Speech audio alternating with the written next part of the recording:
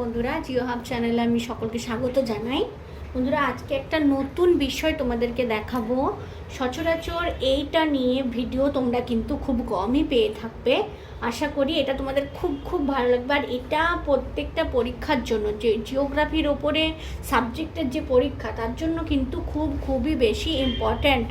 তো বন্ধুরা দেখো, আজকে আমরা দেখে নেব কার্পাসের গুটি থেকে কিভাবে প্রসেসিং করে, মানে এই যে আমরা জামা কাপড় পরি, মানে তুলা থেকে কিভাবে বস্ত্র তৈরি করা হয় তার সম্পূর্ণ প্রসিডিওর এখানে আমি সুন্দর করে লিখে দিয়েছি।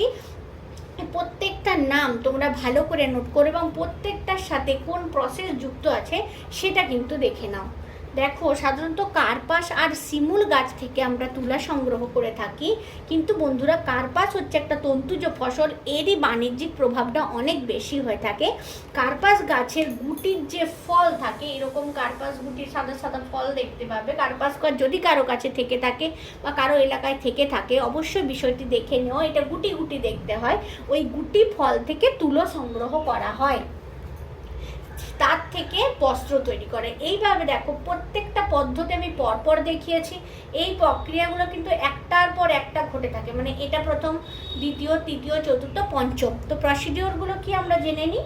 দেখো, এই যে তুলার কাঁচা মাল হলো কার্পাস বা কার্পাসের গুটি।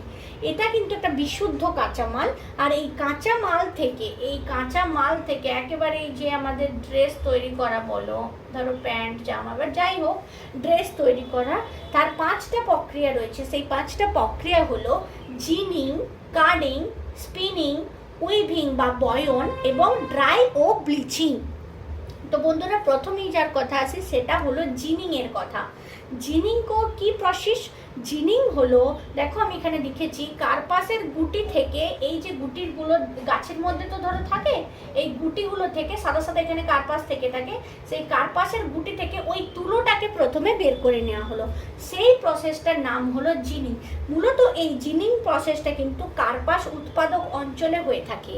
কার্পাস যেখানে তৈরি হয়, মানে গুটি থেকে যে কার্পাসটা পেয়ে থাকি, সেই কার্পাস যেখানে হয়, সেই কার্পাস গাছটা যেখানে আছে, মানে যেখানে উৎপাদন হচ্ছে, সেখানেই কিন্তু এই জিনিং প্রক্রিয়াটা সম্পন্ন হয়। বাকি যে প্রসেসগুলো থাকে সেটা কিন্তু কার্পাস কলে হয়ে থাকে।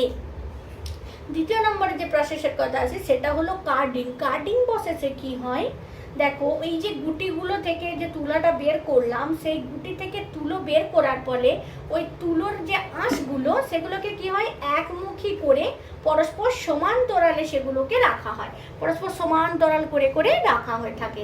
এই প্রসেসটাকে বলা হয় কার্ডিং। তুলোর আঁশ ছাড়ানো বলে না, সেই প্রসেসের। এবার হলো জিনিং। জিনিং নয়, স্পিনিং। স্পিনিং প্রক্রিয়াতে কি হয়ে থাকে, এই প্রক্রিয়ায় কি আঁশগুলোকে এরকমভাবে পাক দিয়ে দিয়ে সুতো প্রস্তুত করা হয়। সরু সরু সুতো তৈরি করা হয়। যারা তাঁত বয়ন শিল্প যাদের বাড়িতে থাকে, যাদের বাবা দেখো তাঁত বুনে কাপড় তৈরি করে, তাদের কাছে এই প্রসেসগুলো কিন্তু সুন্দরভাবে ক্লিয়ার হয়ে যায়। আঁশগুলোকে এইভাবে পাক দিয়ে দিয়ে কিন্তু তারা সুতো তৈরি করে। তারপর যে প্রক্রিয়া সেটা হচ্ছে উইভিং বা বয়ন। বয়ন মানে কি, শুদ্ধ ভাষায় বয়ন, আর আমাদের যে ভাষা, লোকাল ভাষা, সেটাতে মানে বুনা যে প্রসেসটাকে বলি সেটা হলো বয়ন। ওই পাক দেওয়া সুতোগুলো দিয়ে বস্ত্রকে বুনে বস্ত্র উৎপাদন করা হয়। এই যে পাক দেওয়া সুতোগুলো, ধরো এইখানে পাক দেওয়া সুতোগুলো রয়েছে, তারগুলো থেকে মেশিনের মাধ্যমে সেগুলোকে কি হয়, যারা তাঁত বুনে বলে না, সেই তাঁত বুনে থেকে বস্ত্র তৈরি করে, বস্ত্র বয়ন করে, মানে বুনে। এরপর সর্বশেষ প্রসেস যেটা, সেটা হলো ডাইং ও ব্লিচিং। সব শেষে কি হয়, ওই যে বস্ত্রগুলো ধরো কাপড় তৈরি করা হলো, সেই কাপড়গুলো তো বিভিন্ন রকম রং দিতে হবে, না হলে তো সেগুলো মার্কেটে সাদা তো বিক্রি করা যাবে না। সর্বশেষে কি হচ্ছে, ওই যে বস্ত্রগুলো থাকছে সেগুলো রং দেওয়া হচ্ছে এবং ধোলাই, মানে জলে ধুয়ে নেওয়া হচ্ছে। তারপর সেগুলোকে মেশিন থাকে সুন্দর করে ভাঁজ করে প্যাকেটিং হয়ে চলে আসে, বাজার থেকে আমরা কিনতে থাকি। তো এই 5টা প্রসিডিওর মধ্যে জিনিং যে প্রসেসটা, সেটা কিন্তু কার্পাস উৎপাদক অঞ্চলে হয়ে থাকে। আর বাকি যে 4টি প্রসেস রয়েছে, এই 4টি প্রসেস মূলত কার্পাস কলে হয়ে থাকে। এখানে আরও দুটো বিষয় খুবই ইম্পর্টেন্ট বন্ধুরা, সেটা হলো কম্পোজিট মিল। কম্পোজিট, দেখো আমি লিখছি, কম্পোজিট মিল। কম্পোজিট মিল জিনিসটা কি? যেসব মিলে এই যে কার্ডিং, স্পিনিং, উইভিং বা ডাইং, ব্লিচিং একই জায়গায় করা হয় সেগুলোকে বলা হয়, মানে পুরো একটা কার্পাস কলের মধ্যেই সব করা হচ্ছে, সেকে বলা হয় কম্পোজিট মিল।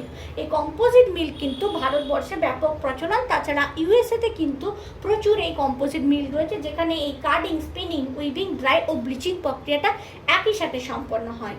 আর একটা গুরুত্বপূর্ণ বিষয় হচ্ছে, সেটা হলো কটন কম্বাইন।